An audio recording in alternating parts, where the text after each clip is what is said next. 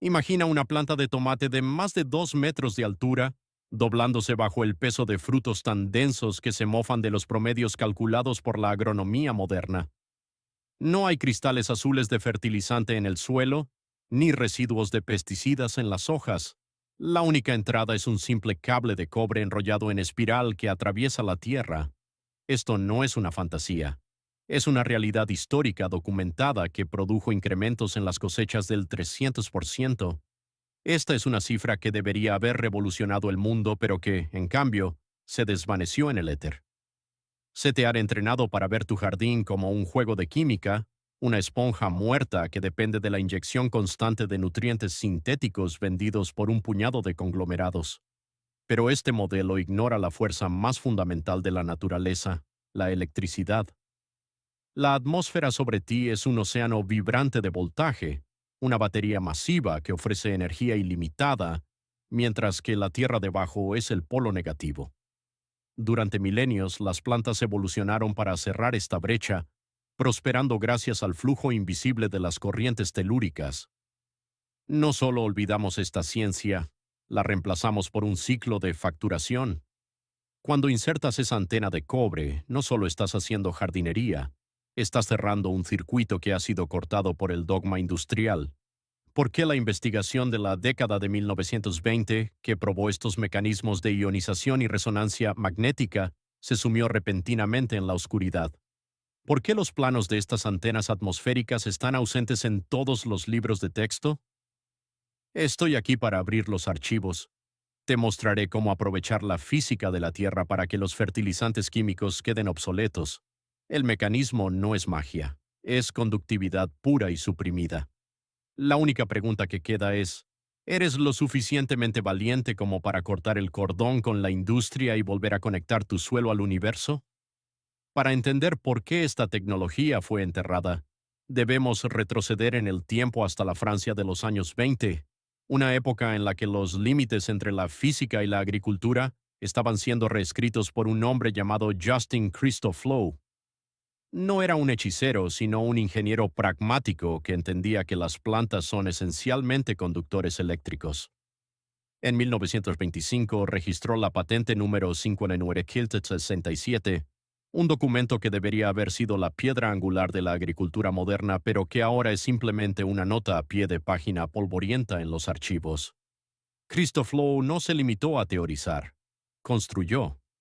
Su aparato electromagnético terrestre era un ensamblaje preciso de cobre y zinc diseñado para capturar la electricidad atmosférica y canalizarla hacia el suelo.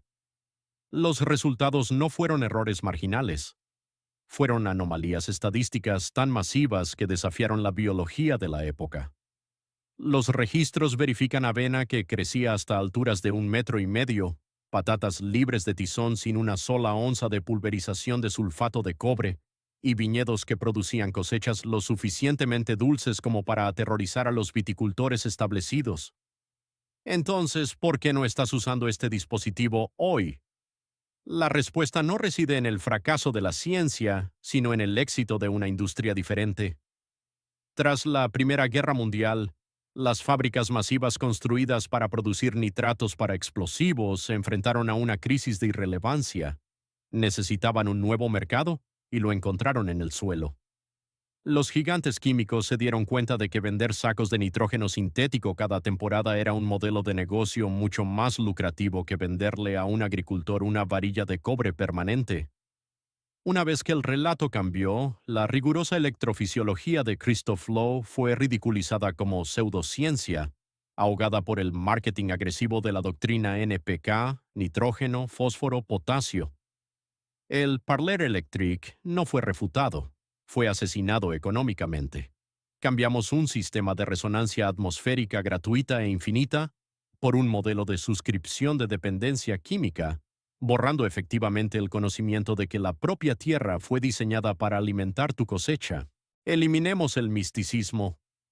Lo que estamos discutiendo aquí no es magia, es geofísica fundamental, un campo que tus libros de texto de biología ignoraron convenientemente. Para entender el poder del cable de cobre debes aceptar una realidad física. Estás viviendo dentro de una batería masiva. La superficie de la Tierra tiene una carga negativa, mientras que la ionosfera sobre nosotros tiene carga positiva. El espacio intermedio donde tus plantas luchan por crecer es el dieléctrico de un condensador gigante que mantiene una diferencia de potencial increíble. Las mediciones no mienten. De media, por cada metro que te elevas del suelo, el potencial eléctrico aumenta unos 100 voltios. Esto significa que la punta de un tallo de maíz de 2 metros está interactuando con un potencial 200 voltios superior al de sus raíces. En un entorno prístino, las plantas actúan como antenas biológicas débiles, puenteando esta brecha para impulsar sus funciones metabólicas. Pero en nuestro contexto moderno, el suelo ha sido aislado por costras de sales químicas y amortiguado por la compactación, cortando este flujo natural. Aquí es donde el cable de cobre entra en la ecuación. El cobre no es solo un metal en esta configuración específica, es un superconductor para la energía atmosférica. Cuando clavas una antena de cobre enrollada en espiral en el suelo, no estás decorando tu jardín, estás instalando un pararrayos para la fuerza vital. Estás creando un camino de menor resistencia para que la electricidad atmosférica descienda hacia la rizosfera, mientras te conectas simultáneamente a las corrientes telúricas, las corrientes eléctricas naturales que se mueven bajo tierra.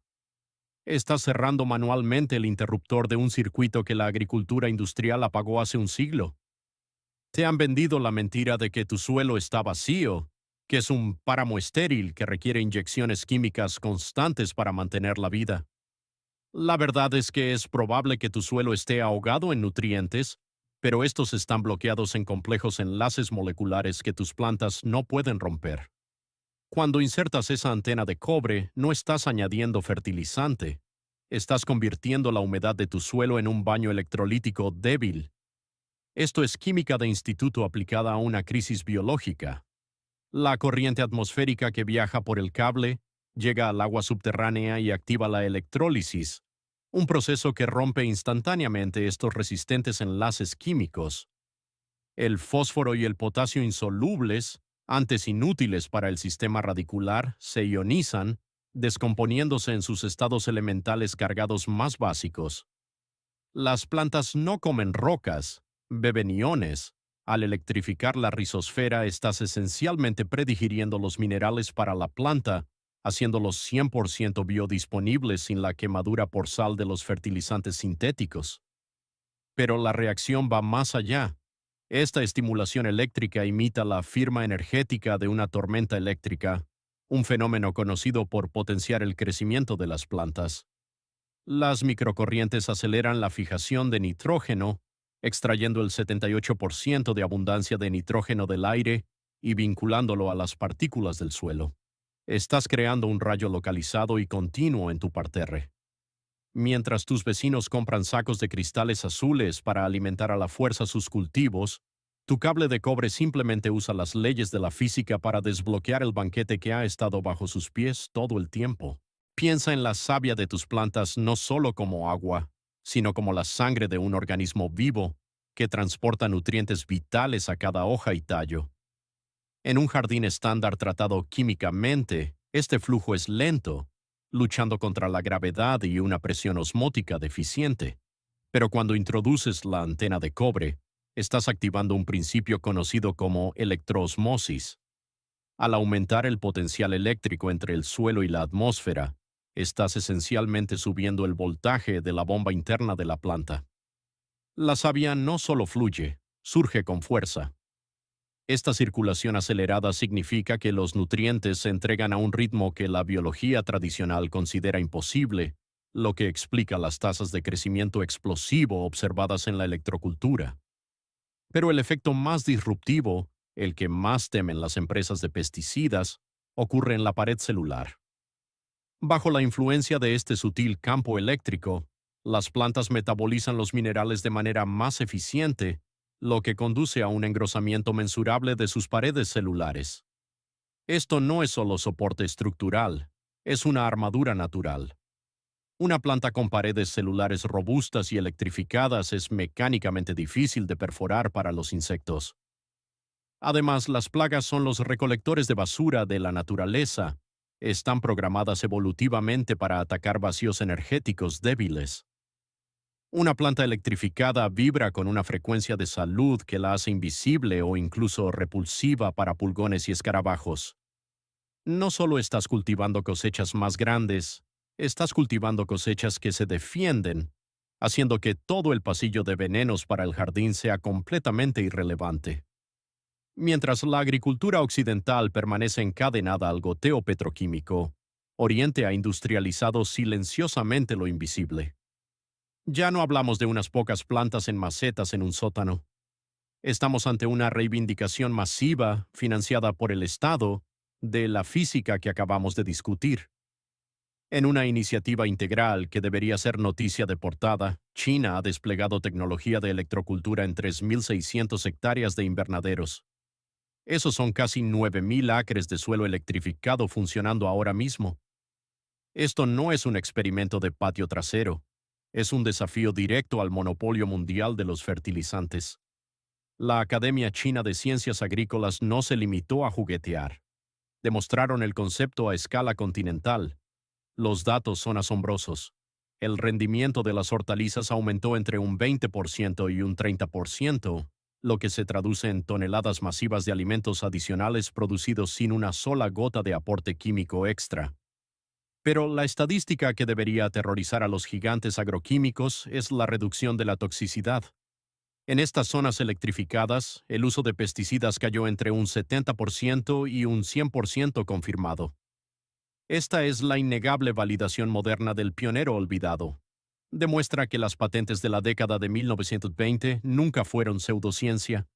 Eran una hoja de ruta hacia un mundo postquímico que una mitad del globo ya está construyendo, mientras la otra se mantiene a oscuras, pagando por venenos que no necesita. Basta de teoría. Es hora de armarse. No necesitas un título en ingeniería eléctrica para construir este dispositivo. Simplemente necesitas hacer un viaje a la ferretería y seguir los parámetros específicos de conductividad. El corazón del sistema es la antena, y su columna vertebral debe ser un simple taco de madera o una vara de bambú. No utilices metal para la vara de soporte. Si lo haces, derivarás la carga a tierra prematuramente, cortocircuitando el mismo gradiente de potencial que intentamos recolectar. La madera actúa como aislante, forzando a la energía atmosférica a viajar exclusivamente a través del camino de cobre que estamos a punto de crear. Aspira a una altura de al menos 1,80 m. Recuerda, buscamos voltaje, y cada centímetro de elevación aumenta la diferencia de potencial a la que tus plantas pueden acceder. Ahora, el cobre en sí. Aquí es donde la mayoría de los experimentadores modernos fallan antes de empezar. Debes usar cable de cobre puro y desnudo. Absolutamente nada de esmalte, ni recubrimiento de plástico, ni barniz. Si el cable está aislado, no puede interactuar con los iones del aire. Se vuelve biológicamente inerte. Busca cable de cobre sólido de calibre 10 a 14. Cualquier cosa más fina es demasiado quebradiza para mantener la geometría precisa que necesitamos. Cualquier cosa más gruesa es un gasto innecesario. Estás construyendo un receptor, no una línea eléctrica. El objetivo es crear una espiral conductora que se asiente sobre la vara de madera, expuesta a los elementos, lista para canalizar el pulso atmosférico hacia el suelo. Este es tu equipo, simple, barato y devastadoramente efectivo contra el modelo industrial. La precisión es la diferencia entre un pararrayos y un palo inútil. No puedes simplemente enrollar un cable alrededor de un poste y esperar un milagro. Debes imitar la geometría de la vida misma. La naturaleza no construye en líneas rectas, construye en espirales, siguiendo la sucesión de Fibonacci, la proporción áurea que se encuentra en todo, desde las piñas hasta las galaxias. Tu antena no es diferente. Comienza en la parte inferior de tu vara de madera y enrolla el cable de cobre hacia arriba en un movimiento en el sentido de las agujas del reloj, imitando el crecimiento de una enredadera que busca el sol. El espaciado es crítico. Bobinas más apretadas en la base, expandiéndose gradualmente a medida que asciendes. Esto no es estético. Es una bobina de inducción diseñada para capturar las ondas escalares de la atmósfera. Una vez enrollada, la instalación exige alineación cardinal. Debes localizar el norte magnético, no el norte geográfico, sino el pulso magnético del planeta.